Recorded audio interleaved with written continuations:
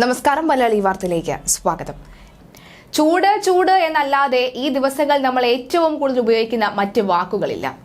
എന്തായാലും 5 ദിവസമാണ് കേരളത്തിൽ ഉഷ്ണതരംഗം സ്ഥിരീകരിച്ചിരിക്കുന്നത്. ഉത്തർപ്രദേശിൽ 18 ദിവസവും പശ്ചിമ ബംഗാളിൽ 16 ദിവസവുമാണ് ഉഷ്ണതരംഗം അനുഭവപ്പെടുന്നത്. മെയ് മാസത്തിൽ പൊതുവെ സാധാരണ ലഭിക്കേണ്ടതിനേക്കാൾ കുറവ് മഴ ലഭിക്കാനും ഉയർന്ന താപനില സാധാരണത്തേക്കാൾ കൂടാനും സാധ്യതയുണ്ടെന്നാണ് കാലാവസ്ഥാ വകുപ്പ് വ്യക്തമാക്കുന്നത്. വേനൽ മഴ 2 മാസം പിന്നിടുമ്പോൾ സമീപകാലത്ത് ഏറ്റവും കുറവ് വേനൽ മഴ ലഭിച്ച റെക്കോർഡ് 2024-നാണ്.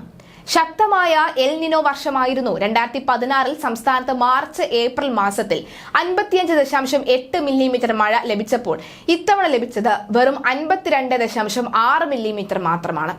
ഉഷ്ണതരംഗം റിപ്പോർട്ട് ചെയ്ത സംസ്ഥാനങ്ങൾ മാപ്പിൽ 2008-ൽ ആദ്യ 2 മാസം 328 മില്ലിമീറ്റർ ലഭിച്ചപ്പോൾ 2015-ൽ 264 മില്ലിമീറ്ററായി. 2022-ലേക്ക് വന്നപ്പോൾ അത് 243 മില്ലിമീറ്റർ മഴയാണ് ലഭിക്കുന്നത്. മുൻ വർഷങ്ങളെ അപേക്ഷിച്ച് ജില്ലകളിലും സമാന സ്ഥിതി തന്നെയാണ് ഉള്ളത്. വടക്കൻ ജില്ലകളിൽ സാധാരണ ലഭിക്കേണ്ട മഴയുടെ 10% പോലും ലഭിച്ചില്ല. ശരാശരി 6 മില്ലിമീറ്റർ താഴെ മാത്രമാണ് കാസർഗോഡ്, കണ്ണൂർ, കോഴിക്കോട്, മലപ്പുറം ജില്ലകളിൽ കഴിഞ്ഞ 61 ദിവസത്തിനിടെ ലഭിച്ച മഴ. കൊടും ചൂടേറ്റ സംസ്ഥാനത്ത് 2 മരണവും കൂടി സ്ഥിരീകരിക്കുന്ന സാഹചര്യവും ഉണ്ടാവുകയാണ്. ഈ മാസം 6 വരെ സംസ്ഥാനത്തെ പ്രൊഫഷണൽ കോളേജ് ഉൾപ്പെടെയുള്ള വിദ്യാഭ്യാസ സ്ഥാപനങ്ങൾ അടച്ചിടണമെന്നും മുഖ്യമന്ത്രി പിണറായി വിജയന്റെ അധ്യക്ഷതയിൽ ചേർന്ന ദുരന്ത നിവാരണ അതോറിറ്റി യോഗം തീരുമാനിച്ചിരുന്നു. പരീക്ഷകൾക്ക് മാറ്റമില്ല. പക്ഷേ ഓൺലൈനായി ചേർന്ന യോഗത്തിൽ മന്ത്രിമാർ, chief secretary doctor V Venu അടക്കമുള്ള ഉന്നത ഉദ്യോഗസ്ഥരും ദുരന്ത നിവാരണ authority member secretary Sekhar Kuriakose തുടങ്ങിയവരും ഒക്കെ തന്നെ പങ്കെടുത്തിരുന്നു. പല നിർദ്ദേശങ്ങൾ പുറത്തോട്ട് വെക്കുകയും അല്ലെങ്കിൽ മുന്നോട്ട് വെക്കുകയാണ്. പക്ഷെ പലരും ഈ നിർദ്ദേശങ്ങൾ കേൾക്കുക പോലും ചെയ്യാത്ത ഭാവത്തിൽ പോകുന്നു.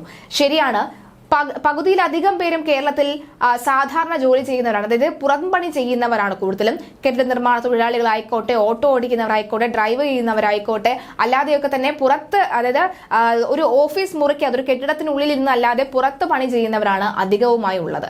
അത് മാത്രമല്ല, വീടിനകത്തുള്ളവരും ഈ സാധാരണ വൃദ്ധരായവർക്കൊക്കെ തന്നെ പല രീതിയിലുള്ള അസ്വസ്ഥതകൾ ഈ ഒരു ഘട്ടത്തിൽ ഉണ്ടാകാറുണ്ട്. അവരെയും കൂടി ശ്രദ്ധിക്കുക. അതുപോലെ തന്നെ ഈ നിർദ്ദേശങ്ങൾ മുന്നോട്ട് വെക്കുന്നത് അതൊക്കെ എന്ത് എന്ന ഭാവത്തിൽ തള്ളിക്കളയാതെ അതൊന്ന് സ്വീകരിക്കാൻ ശ്രമിക്കുക.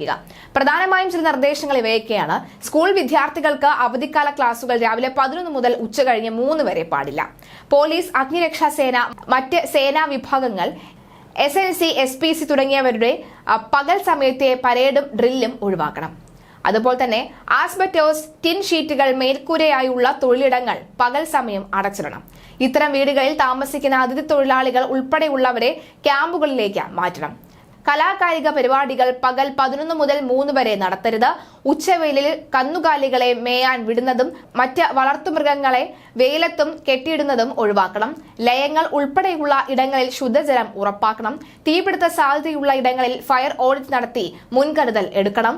4 ജില്ലയിലാണ് ഇപ്പോൾ യെല്ലോ അലേർട്ട് ഉള്ളത്. സംസ്ഥാനത്ത് പലയിടങ്ങളിലും ഒറ്റപ്പെട്ട മഴ ലഭിക്കുന്നുണ്ടെങ്കിലും പകൽ ചൂടിന് കുറവുള്ളതല്ല.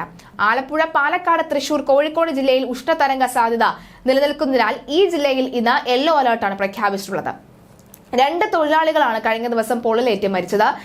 കൽപ്പണിക്കാരനായ മുഹമ്മദ് ഹനീഫ എന്ന 62 വയസ്സുകാരനും പെയിന്റിംഗ് ജോലിക്കാരനായിട്ടുള്ള ഈ വിജേഷ് എന്ന 41 വയസ്സുകാരനുമാണ് സൂര്യാഘാതമേറ്റ് മരിച്ചത്.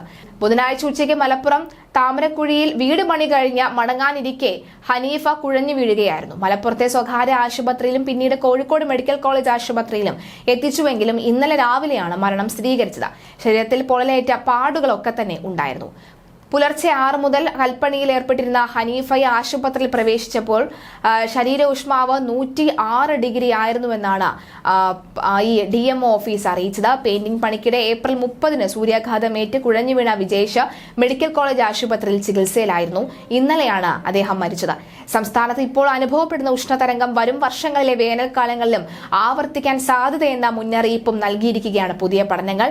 അറബിക്കടൽ ഉൾപ്പെടെ ഇന്ത്യൻ മഹാസമുദ്രം തിളച്ചുമറിയുന്ന പ്രവണതയും തുടക്കമിട്ടതാണ് കേരളത്തിലും മറ്റ് ചൂട് വർദ്ധിപ്പിക്കുന്നതെന്നും വ്യക്തമായ സാഹചര്യത്തിലാണ് കേരളം ജാഗ്രതയോടുകൂടി കാണേണ്ട പഠനം Pune Indian institute of tropical മെറ്റീരിയോളജിയാണ് പുറത്തുവിട്ടിരിക്കുന്നത്. ചൂട് ഓരോ വർഷവും കൂടി വരുന്നതിനാൽ കടൽ ഇനി തണുക്കാനുള്ള സാധ്യത കുറവാണെന്ന നിരീക്ഷണമാണ് ഉഷ്ണതരംഗത്തിനിടെ മറ്റൊരു ആശങ്കയായി പടരുന്നത്.